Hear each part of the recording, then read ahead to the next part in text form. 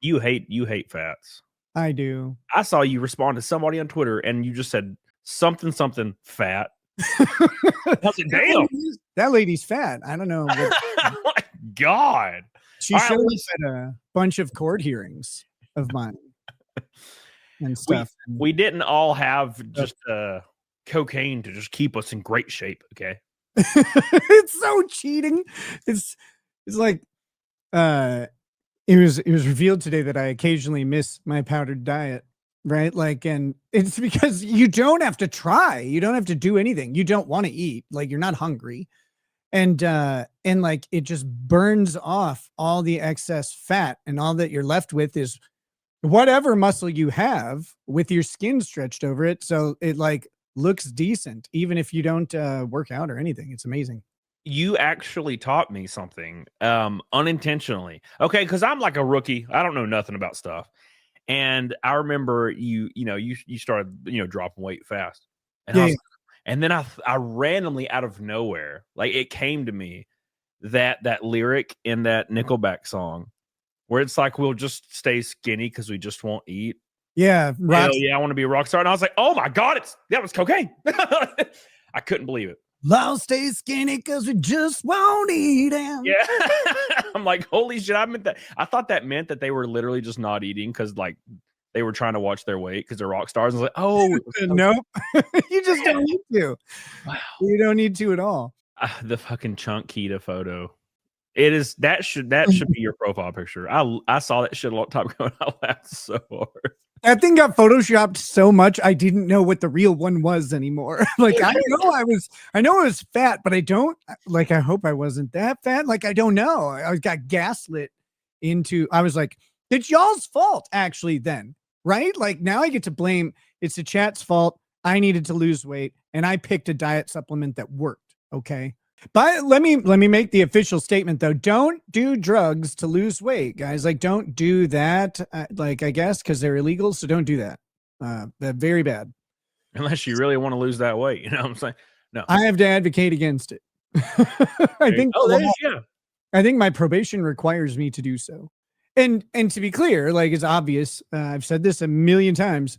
Those decisions trashed my life. Like it's just a fucking wreck. Like so don't do them, but like there were certain things that happened. Like I lost weight. It's true. That just happened. So you would think that like directive, of hey, loosely you have to advocate against drugs. There's no children watching your show. Like who gives a damn if there's like a 45-year-old dude that's down on his luck and tired and he's like, you know what?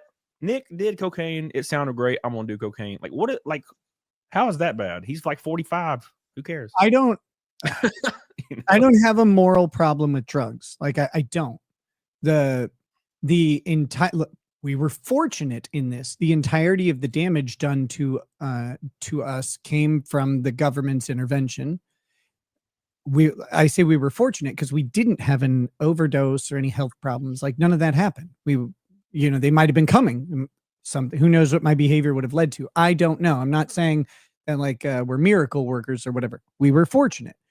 The destruction came from the enforcement of the law, not from the use of the drug itself.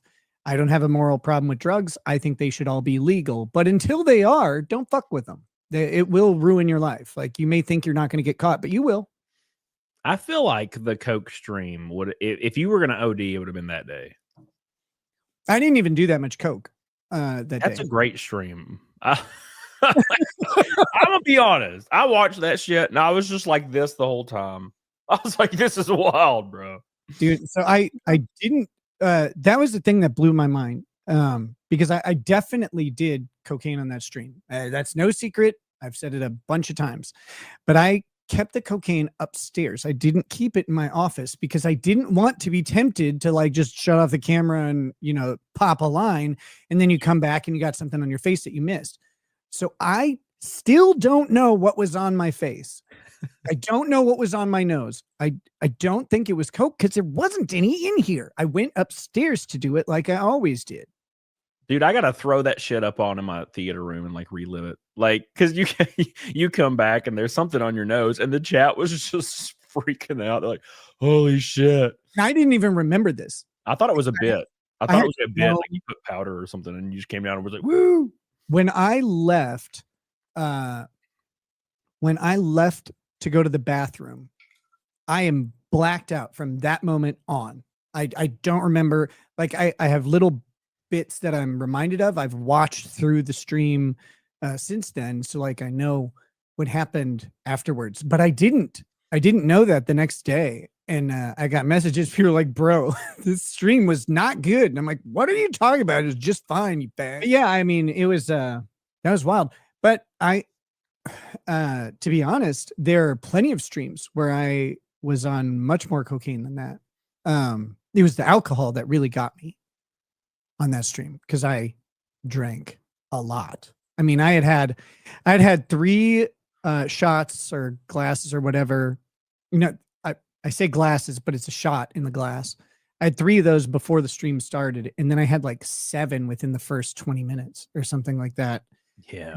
By the time I left to go to the bathroom, I was like 18 or 20 shots deep, man. It was bad. Very bad. Walter Lippman says 5 kids are hearing Nick's muffled voice right now saying all this. Well, thankfully, the government told all of my children that was happening because they had no idea. They didn't know anything about drugs. They'd never been around me on drugs or anything like that. They never experienced it. And the government came in and told them all that it was happening and asked them if they had ever seen anything. And they all said, well, no, like we didn't see that ever. What are you talking about? And so, you know, the reality is when you get arrested, like they just go ahead and tell everybody that they're not gentle about it. In fact, you know, I listened through all the interviews of my children, and there's one strategy. The lady Alicia, who was the investigator, total bitch. You know, there's not enough bad things I can say about her. She lied under oath. She did a whole bunch of stuff. But one of the things she did that made me the most angry was what they tried to do is invoke an emotional response from the kids to get them to say something about the parents in case like the kids have been coached or something like that. I guess. I don't know. She intentionally made each one of my children cry at the end of their interview. Intentionally started saying things to make them cry. Saying things about their parents and not being able to see them and all that stuff. Like, it's just a fucking monstrous tactic. But the problem that they ran into with my kids was my kids told the truth. We've never seen it. We've never seen our parents intoxicated. You know, like we don't know anything. Like each one of them individually said that they'd never seen it. It's because we didn't do it around the kids. Like they had no idea because you don't want your kids to know about that stuff. Nakadashi Tamadachi says, did you and Ricada share a hotel room? Share anything else? Oh yeah, brother. Just some saliva. Oh yeah, dude. Have you never seen the video of me playing Journey on piano? Nick was like kissing all over my neck. That's right. Whispering in my ear. He's like, bro. Did I do that? I don't remember. It was a good job. I don't know. It was a great job. We had a lot of fun. Nakadashi Tamadachi says, I'm engaged when my fiance asked for a hall pass with her friend Matt. Should I let her before we get married? Yes. Thank you, Nakadashi Tamadachi. I appreciate you. Yeah, of course, man. Of course, dude. Just fuck it. Fuck it. You know? Fuck it. Now, see, that's why that's why I'm just gonna stay this guy and I'm not gonna get married. I'm never gonna get in that position. Ever. No, thank you. I can't stomach it. I ain't like Nick, okay? All right. No, this is a joke. Yeah. It's a bastardization of a story, but that doesn't belong in the public and is completely wrong, but that's okay. And Fernie Queemia says, was the Matt you drove to see our wife, the Matt from the Tinder that Jack Murphy wrote about? I have no idea what this lore is. Thank you, Anne Fernie. They don't know either. Visit Hedonism 2. Sorry. The name got me. Says, Cody, my wife cheated on me with a guy called Ian in Star Trek Online. Any advice for me? Just fucking cocaine, bro. Come on. Thank you. Appreciate All right, Nick. You fucking with me. It's the solution to everything, apparently.